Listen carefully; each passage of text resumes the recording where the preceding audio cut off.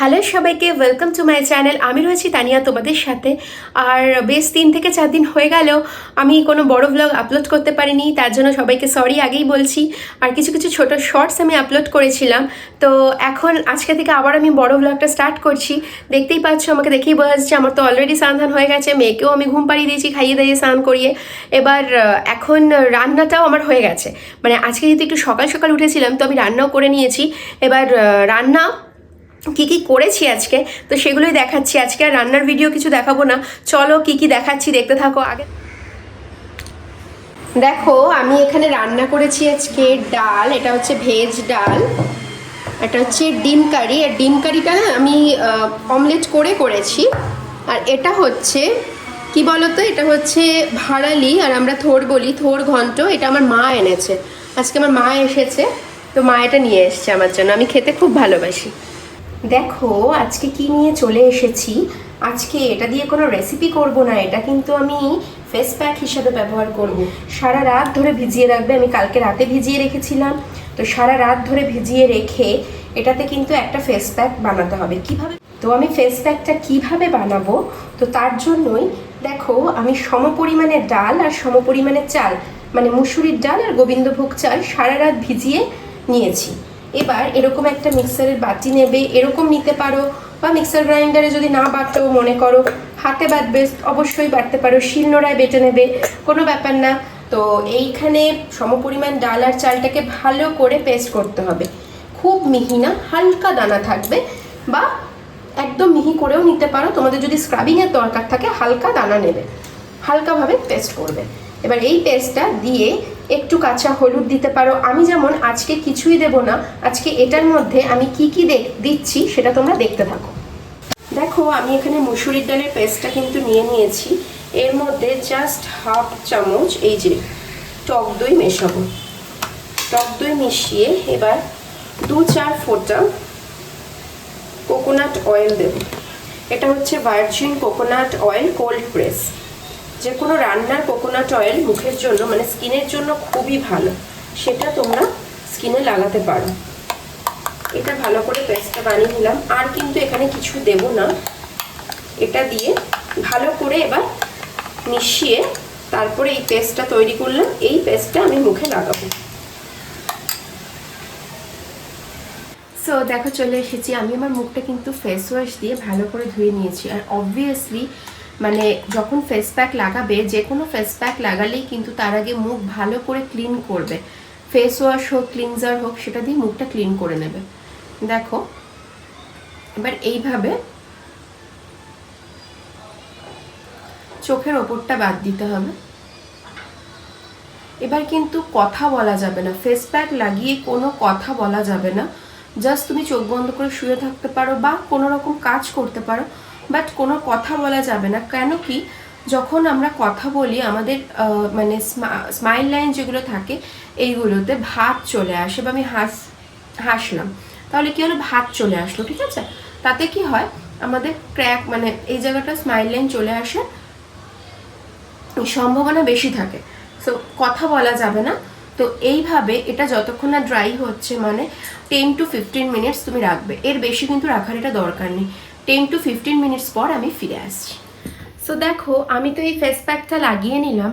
আর এই ফেস প্যাকটা লাগিয়ে আগেই বললাম কথা বলতে হবে না, না বলাই ভালো, কথা বলা উচিত নয়, কিন্তু আমাকে একটু কথা বলতেই হচ্ছে, কারণ এই ফেস প্যাকটার মধ্যে রয়েছে মুসুরির ডাল। আর মুসুরির ডাল আমাদের স্বাস্থ্যের জন্য খুব ভালো।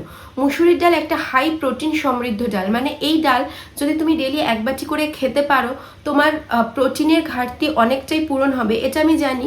বেসিক্যালি আমি যখন প্রেগনেন্ট ছিলাম, ডাক্তার আমাকে বলেছিল যে প্রতিদিন 1 বাটি করে মুসুরির ডাল মানে যাতে তোমার মিলে থাকে সেটা দেখবে। এটা হচ্ছে প্রচণ্ড, আমি পরে একটা ভিডিও বানাবো যে প্রেগনেন্সিতে এর কি ভূমিকা। সো এটা এখন ত্বকের যত্ন নিয়ে বলতে গিয়ে বললাম, কিন্তু দেখো মুসুরির ডাল যেহেতু হাই প্রোটিন সমৃদ্ধ একটা ডাল, এর মধ্যে রয়েছে vitamin A, K, C, omega 3 fatty acid. এবার omega 3 fatty acid and vitamin C যেটা করে আমাদের শরীর মানে ত্বকের যত্নের জন্য এগুলো খুবই একটা গুরুত্বপূর্ণ উপাদান, ত্বকটাকে উজ্জ্বল করতে সাহায্য করে। আর মুসুরির ডালের সাথে যদি আতপ চাল বা গোবিন্দভোগ চাল মিশিয়ে মাখো, তাহলে না ছোট ছোট যে লোম থাকে না, আমরা তো সবসময় থ্রেডিং করতে পারি না, সেই ছোট ছোট লোমগুলো কিন্তু আস্তে আস্তে মাখতে মাখতে মাসখানিকের মধ্যে উঠে যায়। ওই জন্য আমাদের মুখের স্কিনটা এতটা গ্লোই হয়। আর তুমি একদিন এই প্যাকটা যদি লাগাও, সাথে সাথে তুমি কি ফিল করবে, একদিনে তো তোমার ডার্ক স্পট কিছু যাবে না, একদিনে যেটা হবে তোমার মুখটা প্রচণ্ড পরিমাণে সফট লাগবে। ঠিক আছে, তো এবার বলছি চাল কেন আমরা লাগাবো। কোরিয়ান স্কিন গ্লো পেতে কিন্তু চাল সাহায্য করে। এই চালের মধ্যে যে ছোট ছোট দানা দানা, মানে এটা যেমন স্ক্রাবিংয়ের জন্য সাহায্য করে, তোমাদের যত রকম ময়লার আর যত কিছু আছে সমস্ত কিছু কিন্তু এক্সফোলিয়েট করতেও সাহায্য করে এই চালের গুঁড়ো। তার সাথে নারকোল তেল, মানে স্কিন যখন হাত দেবে না একটা স্লিপারি ভাব থাকবে স্কিনের মধ্যে। ইভেন যখন তুমি সবসময় তো আমরা চাই যে আমরা বাইরে বেরোবো, একটু মেকআপ করছি বা একটু কিছু করছি, তাতে যে স্কিনের মধ্যে রাফনেসটা আসে, স্কিনের মধ্যে যখন হোয়াইট স্পট হয়ে যায় রাফনেসের জন্য, সেগুলোও কমাতে সাহায্য করে কিন্তু নারকেল তেল। তো জানো তো রান্না করতে গিয়েও কিন্তু ট্যান পড়ে, সেই ট্যান সাহায্য করবে ওঠাতে টক দই। তো এই প্যাকটা লাগানো প্রচণ্ড ভালো, মানে এই প্যাকের উপকারিতা তোমাদের কি আর বলবো, একবার ব্যবহার করে দেখো। তো আমার তো হয়ে গেছে 10 মিনিট, এবার আমি মুখটা ধুয়ে ফিরে আসছি। তো তোমরা নিজেরাই দেখো আমি জাস্ট একবার এই প্যাকটা লাগিয়েছি কতটা স্কিনটা গ্লো করছে। এখন আমি জাস্ট ধুয়ে এসছি, এখন আমি কোনো ক্রিম মাখিনি, কিছু না। তো এটার পরে কিন্তু একটা যে কোনো ক্রিম, বা তোমরা যদি রাতে করো তো নাইট ক্রিম মেখে তারপরে ঘুমোতে চলে যাবে, আর যদি দিনে করো তো ডে ক্রিম কিছু মেখে নেবে। অবভিয়াসলি ক্রিম বা সিরাম কিছু লাগাবে এটার পরে। তো স্কিনটা এখনও দেখো এখনই কত গ্লো করছে, এরপর যদি আমি ডেইলি রেগুলার এটা কেউ করে তো আরও স্কিন গ্লো করবে। হ্যালো, গুড ইভিনিং সবাইকে। তো দুপুরের পর তো আর সেভাবে কথা হয়নি তোমাদের সাথে। এখন দেখো আবার আমি রেডি হয়ে গেছি অ্যাজ ইউজুয়াল। আমি একটু শ্বশুরবাড়িতে যাব, আর তার আগে আমি একটু মন্দিরে যাব। আজকে আমার একটু মন্দিরে যাওয়া আছে, আমার শাশুড়ি মা, আমি আর মেয়ে তিনজনে একসাথে একটু মন্দিরে যাব। তারপরে আমি ওই বাড়িতে যাব, ওই বাড়িতেই আজকে রাতের ডিনারটা সারবো।